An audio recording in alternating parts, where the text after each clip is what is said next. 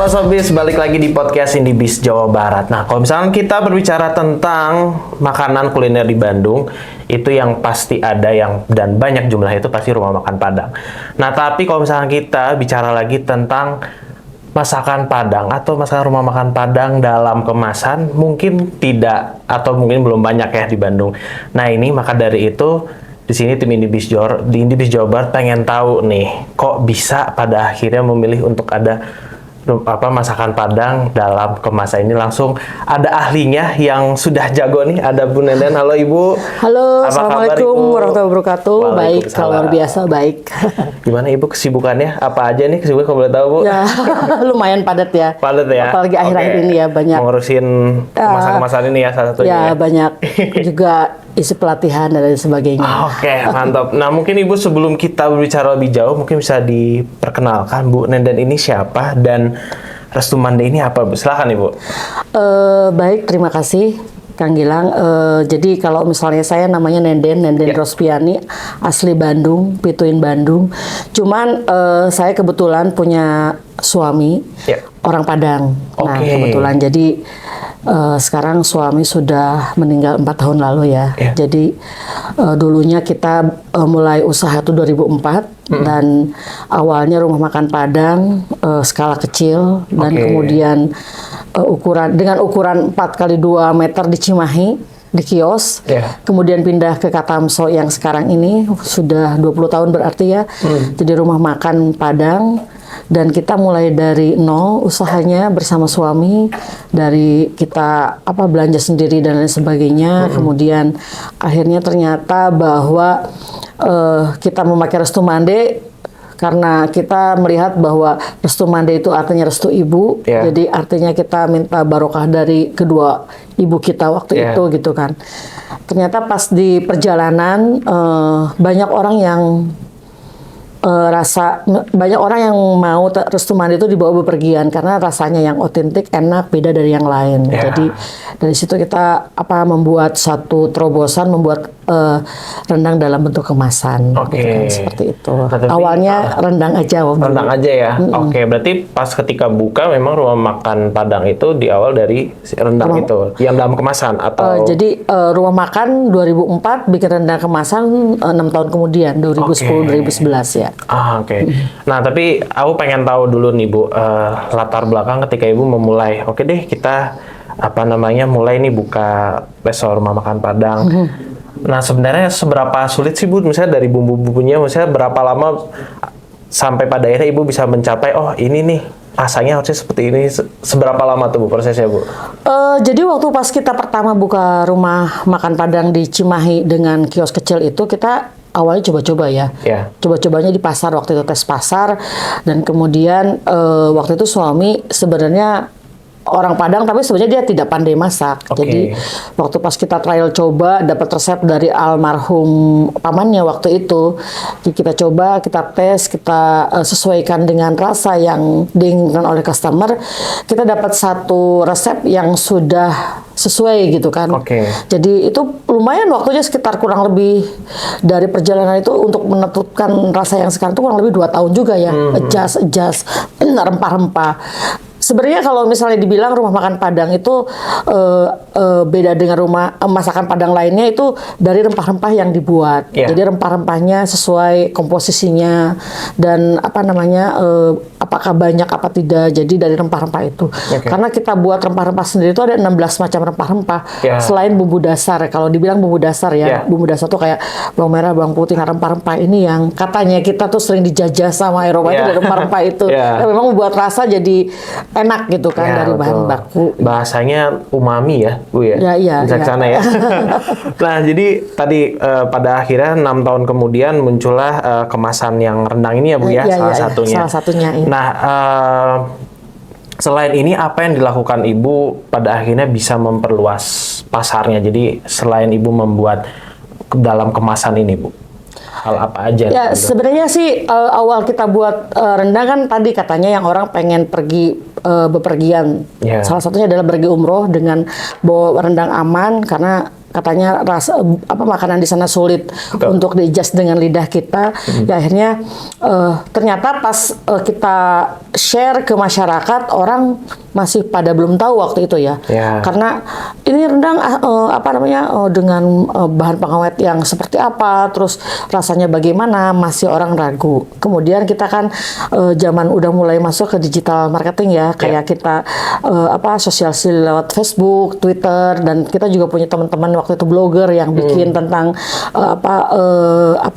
tentang review tentang produk kita. Jadi akhirnya pelan-pelan masyarakat mulai mengenal gitu kan. Tapi akhirnya pangsa pasarnya bukan pangsa pasar yang ada di rumah makan kita. Karena rumah makan kita itu beda, dari harga aja udah beda, karena kan packing pasti akan lebih mahal.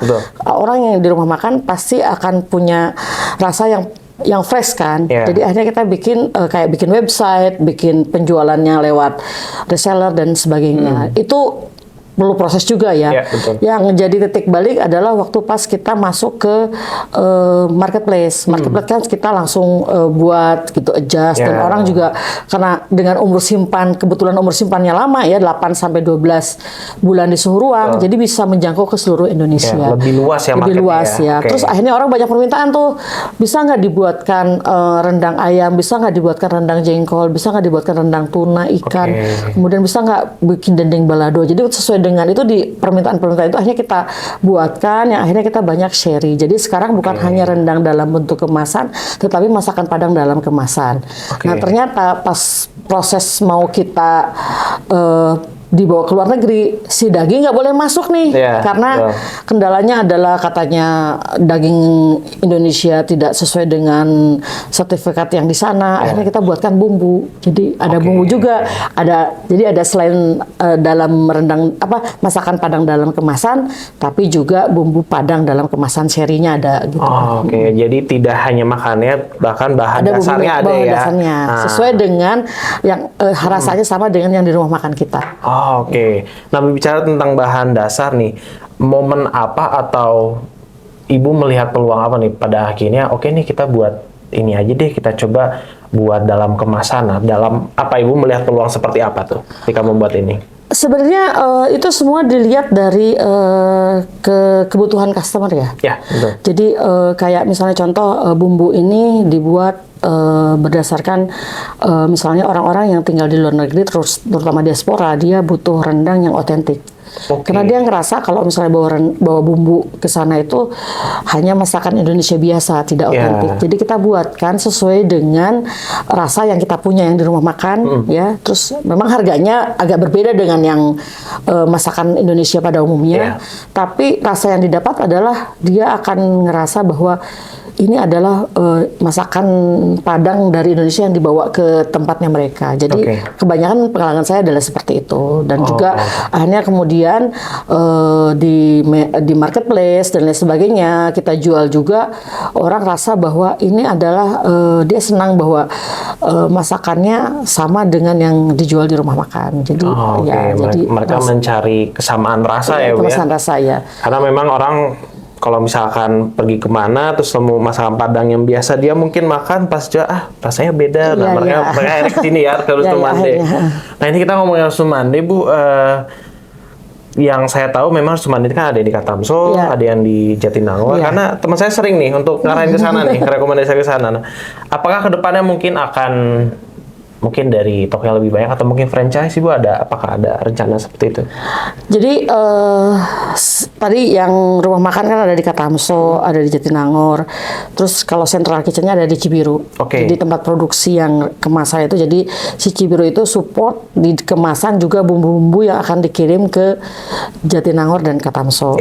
Jadi kalau misalnya kita belajar tentang kalau franchise itu kan sebenarnya bukan apa ya, jadi tidak harus bawa chef khusus ya untuk di ini. Jadi kita lagi buat prototipenya di Jatinangor.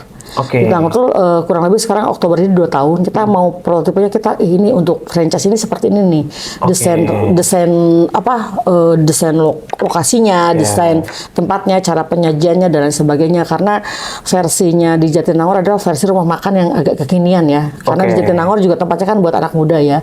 Dan itu cukup merepresentasikan kita untuk dibawa ke anak muda gitu kan. Jadi kita lagi belajar itu, kemudian nanti mungkin kita ada tawaran gitu kan. Tapi saya nggak mau gegabah ya, karena untuk mengelola keuangan itu cukup juga nggak hanya untuk mengelola keuangan yang itu ya, tapi juga harus maksudnya kita bertanggung jawab dari strategi marketingnya bagaimana, dari strategi juga produk brandingnya bagaimana, dari strategi pembawaannya bagaimana. Jadi kita lagi belajar nih di sana gitu. Banyak hal kecil yang harus dipelajari. Iya, harus dipelajari. Jadi kita lagi banyak belajar. Mungkin kedepannya gitu akan dilakukan franchise kayak gitu.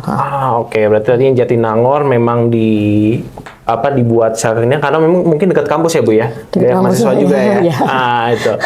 Nah ini kan tadi ada yang Jatinangor, terus kata Amso tadi sentralnya ada yang di Cibiru juga ya.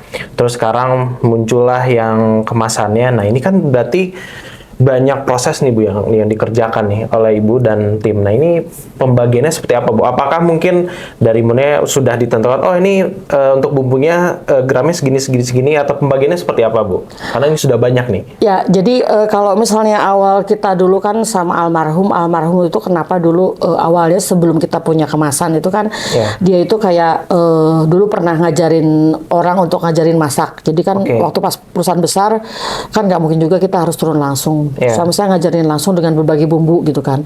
Terus ternyata si karyawannya keluar, terus dia ganti baru. Jadi gonta-ganti itu membuat pusing kan. Jadi akhirnya kita punya mesin khusus untuk buat bumbu sendiri di rumah. Waktu itu kan Cibiru itu rumah. Jadi kita buat, terus kita tinggal instruksikan ke yang masaknya caranya gini-gini, awalnya seperti itu. Nah jadi karena itu sudah dilakukan, kemudian yang dilakukan itu ditulis, yang ditulis dikerjakan. Jadi waktu pas membuat rendang dalam bentuk kemasan sesuai dengan resep yang ditentukan sampai sekarang masih ada meskipun suami saya sudah meninggal gitu kan. Jadi kayak contohnya saya tidak akan terus turun langsung ke lapangan, tapi udah ada tempat kepala produksinya, kemudian juga di situ ada bagian yang QC-nya dan lain sebagainya. Terus bumbunya juga sudah terdokumentasikan. Apalagi kita sudah punya BP POM, sudah punya HACCP itu lebih tinggi dari BP POM ya untuk ekspor. Ya itu udah jalan dengan sendirinya. Jadi memang bagiannya cukup banyak yang mengerjakannya. Udah ada bagian-bagian tertentu di middle maupun di low gitu, di low level. Tadi Bu Nenden sempat mention sudah mulai ekspor, berarti keluar ya Bu ya? Keluar. Nah, apakah dari QC-nya sama atau berbeda Bu? Dari QC-nya khusus untuk ekspor? Oh iya, kalau misalnya itu tergantung permintaan. Biasanya kalau ekspor itu kan tergantung permintaan buyer. Jadi kan kadang-kadang rasa yang kita punya di-adjust dengan buyer sendiri gitu kan mungkin. Atau misalnya, tapi QC-nya tetap satu orang. Terus misalnya ada perbedaannya kalau misalnya kemasannya buyer pengen kemasan yang brandnya mereka gitu kan. Jadi kita disesuaikan. Tapi kalau misalnya QC dan lain sebagainya karena sudah ada sertifikasi yang kita punya itu sudah jalan dan terdokumentasikan. Jadi sudah ada yang mencatat itu gitu kan. Berarti memang berbeda-beda ya Bu ya. Ya ekspor ya ada ketentuan khususnya. Kalau yang untuk mungkin di Indonesia ya sudah ada template-nya lah bahasanya. Nah ini berbicara tentang ekspor Bu. Mungkin kan kalau misalkan kita ekspor itu bisa dibilang sebuah pencapaian ya Bu ya. Dan produk ini pun juga bisa dibilang pencapaian juga nih karena menunya banyak, terus udah mulai dikenal banyak orang. Cuma kalau menurut Bu Nenden, pencapaian terbesar yang menurut Bu Nenden kayak, wah ini udah ada di titik sini nih, apa nih? Momen apa tuh kalau boleh tahu? Sebenarnya kalau melihat dari latar belakang dulu ya, waktu pas aku cerita waktu pas sebelum saya seperti ini. Jadi waktu pas awalnya bikin rendang kemasan 2011 itu kan kita diajak pameran di Malaysia, kemudian saya pelajari bahwa banyak produk Indonesia yang dijual di sana. Terus kemudian dari situ ada titik bahwa rendang adalah makanan terlezat nomor 1 di dunia. Pernah dengar nggak waktu itu kan? Nah, di situ kemudian ada negara saling klaim bahwa rendang itu adalah milik Singapura, rendang milik Malaysia, rendang milik Indonesia. Dan kemudian saya waktu itu wah ini adalah Sumandi harus sampai di titik itu bahwa rendang makanan terlezat nomor 1 di dunia, dan kemudian Restu Mandi adalah salah satu produk yang ingin disebar di seluruh dunia. Dan saya waktu itu bikin suatu poster saya bikin, saya kebayangin bahwa Restu Mandi rendang through the world, Restu Mandi through the world, bikin poster, kemudian ada global, dan poster itu masih ada, terus kayak ada titik-titik di mana kita ada di situ. Dan saya waktu itu belum punya sertifikasi dan lain sebagainya. Nah sekarang 2000 pertama kita ekspor tuh ke Papua Nugini 2016, kemudian 2017 kita ke Qatar, kemudian kita ke Australia, kirim bumbu, kemudian kita ke Singapura, kemudian kita waktu pas pandemi orang lagi surut kita kirim ke Amerika gitu kan. Dan yang terakhir kemarin kita juga pameran Malaysia, Singapura sering. Terakhir kita nggak terakhir waktu pas kita di Januari kita ada World Trade Expo. Jadi kita ada semacam setiap negara merepresentasikan produknya, dan itunya kita diundang ke sana di Swiss waktu itu. Kemudian juga kita kemarin ke Jepang juga, undangan di Osaka Expo. Jadi itu adalah pencapaian yang kita sudah ada gitu kan. Jadi tapi kita kan punya mimpi juga bahwa kita harus produk kita harus selalu disebar ke berbagai negara gitu. Tantangannya adalah seperti itu. Jadi tadi Sobis ya, kalau misalkan bicara tentang pencapaian, apalagi dari Bu Nenden ini tidak hanya 1-2 saja, tapi masih banyak lagi. Kalau misalnya kita gali ini podcastnya bisa 5 jam nih, karena banyak banget pencapaian-pencapaian yang mungkin bisa jadi bahan cerita juga ya dari Bu Nenden juga. Salah satunya dengan sudah ada banyak berbagai macam menu. Ya misalnya contohnya di sini ada yang rendangnya, terus di sini juga ada yang gulai ikan ya Bu ya. Nah ini jarang nih kalau menurut saya ya, kalau saya kayak ke supermarket melihat ada mencari yang seperti ini tuh, ikan dalam kemasan tuh kayaknya jarang nih, saya baru ngeliat nih. Nah jadi itu ya, memang kalau misalkan mungkin di sana Sobis ada yang punya usaha yang mungkin serupa dengan Bu Nenden, misalkan rumah makan Padang ataupun kemasan-kemasan lainnya. Nah ini bisa nih diambil nih, dipelajari nih dari cita-cita dari Bu Nenden ya. Nah jadi Bu Nenden, yang kita ketahui juga Restu Mandi sudah sudah terekspor ke luar negeri juga. Terus banyak expo-expo yang didatangi oleh Bu Nenden. Nah pasti kan ada visi tertentu nih dari Bu Nenden. Nah ini menurut Bu Nenden visi kedepannya nanti seperti apa nih, dan seberapa penting nih visi tersebut agar bisa terrealisasikan nih oleh Bu Nenden? Sebenarnya dengan kondisi sekarang ekonomi, kita tuh harus berpikir bagaimana caranya kita sebagai pemenang. Dan saya berusaha untuk kita tidak boleh kalah terhadap situasi kondisi ekonomi. Jadi saat ini kita lagi bebenah menancapkan pondasi-pondasi supaya dasar kita kuat. Yang dimana titik lemahnya yang kita punya, kita lakukan perbaikan. Contohnya perbaikan misalnya dalam standar menu, kemudian variasi menu yang kita dapat, dan gimana caranya kita harus efisiensi di berbagai lini gitu kan. Nah kemudian salah satunya adalah bagaimana si kemasan, kita punya rumah makan, karena kita punya kemasan itu collab.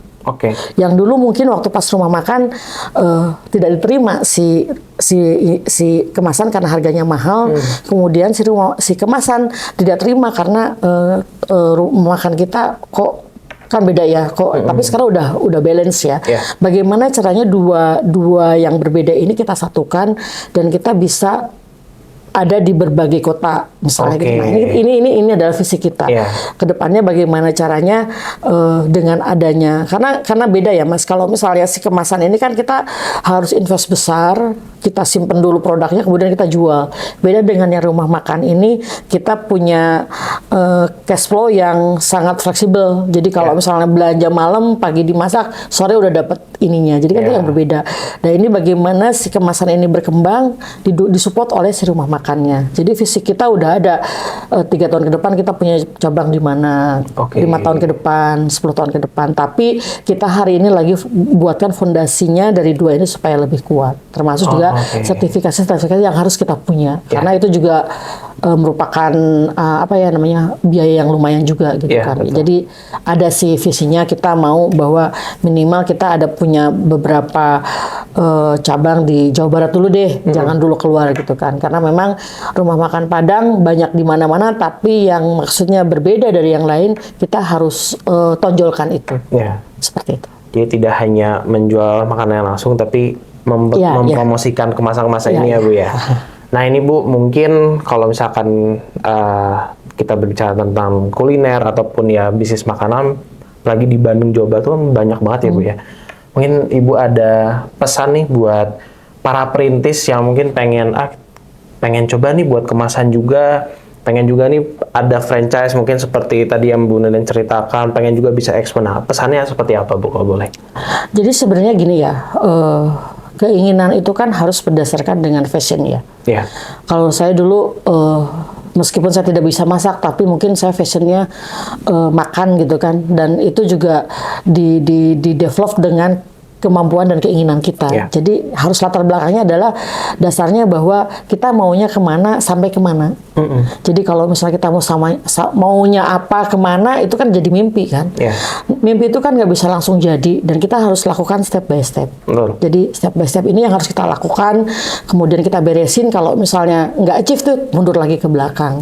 Proses ini terus-terus sampai akhirnya semuanya terbentuk, jadi akhirnya suatu langkah yang akan dicapai untuk mendapatkan mimpi tersebut. Kan beda-beda. Misalnya kalau misalnya ada rumah makan Padang nih, rumah makan Padang, kok pengen kemasan, ya tapi harus dilihat dulu gitu kan. Kalau misalnya dia bisa support salesnya gede, ya optimasinya di mana.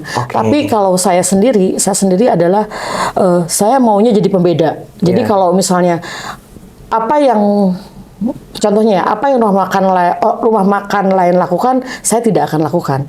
Karena saya nggak mau main di kompetisi yang berdarah-darah. Karena kan rumah makan Padang banyak di mana-mana di Bandung, jadi belokan ada. Tapi saya tidak akan melakukan apa yang mereka lakukan. Jadi saya lakukan sendiri sesuai dengan saya pelajari di mana-mana, saya amati di mana-mana, saya lakukan sesuai dengan apa yang pasar mau gitu kan. Menunjukkan apa yang berbeda ya Bu ya. Ya, seperti itu. Jadi mungkin harus di oret-oret dulu tuh. Jadi jangan, saya pengen rumah makan Padang tapi ada kemasan, dioret-oret dulu. Soalnya kita harus punya apa-apa. Jadi bertahap, jangan. Saya juga nggak, ini kan proses kemasan 2011 sampai 2015 sudah 14 tahun ya. Tapi kan bertahap juga, nggak jadul langsung ekspor juga. Tapi kan berdarah-darah cari pasar apa segala macam. Dan jangan lupa HPP itu penting gitu kan. Menentukan HPP itu penting, jangan sampai juga boncos. Itu aja. Nah itu, karena boncos bahaya sebenarnya. Kalau HPP-nya misalnya rendah tapi dijualnya juga rendah, ya kapan untung ya Bu? Nah jadi itu Sobis, kalau misalkan memang mungkin Sobis sekarang yang sedang menonton, dimana kita kalau misalnya merencanakan sesuatu, apalagi ingin berusaha ya atau berbisnis, memang bertahap. Dan memang semuanya harus direncanakan sampai tadi harus terbentuk ya Bu ya. Terbentuk polanya seperti apa, dan setelah itu juga masih panjang lagi tuh alurnya. Karena memang ya itu yang sampai sekarang pun masih dilakukan oleh Bu Nenden ya. Masih develop terus. Ya, masih bahasanya masih terus mempunyai mimpi-mimpi lainnya ya Bu ya. Nah itu, jadi memang kalau misalkan berusaha, apalagi ya apapun, tidak hanya makanan ataupun kuliner, kalau misalkan punya mimpi A, ya keluarkan lagi mimpi B sampai B lagi gitu ya Bu ya. Nah jadi mungkin buat Sobi semua yang tadi sekali lagi ya pengen memiliki usaha tempat makan, atau contohnya misalkan ini ada kemasannya tersendiri, nah bisa nih dicontoh Bu Nenden ini. Karena tadi banyak insightful sekali dari Bu Nenden. Terus juga mungkin dari Sobis pun mulai kegambar ketika sudah menonton ini. Apalagi mungkin ada Sobis yang juga punya rumah makan Padang. Nah ini pelopornya nih. kita nggak pelopor juga sih. Rumah makan Padang kan udah banyak ya. Tapi maksudnya gini, kita nggak bicara tentang masalah makanan enak apa enggak ya. Itu ini banget. Kalau menurut saya sih, makanan enak apa enggak relatif. Tapi kan bagaimana kita merepresentasikan itu semua. Dari produk, dari perusahaan juga, dari marketingnya juga, dari sisi apapun gitu kan, nggak hanya sebatas makanan enak, karena yang bisa bikin makanan enak itu banyak gitu kan. Nah, itu dia pesannya. Nah, mungkin untuk penutup nih Bu Nenden, ini kan sudah terpampang ya produk-produknya. Nah, pertanyaannya bisa beli di mana, Ibu? Ya, kalau Silahkan misalnya dijelaskan, Ibu. kita punya website sih, www.restumande.id. Jadi Oke. bisa nanti ditulis aja ya.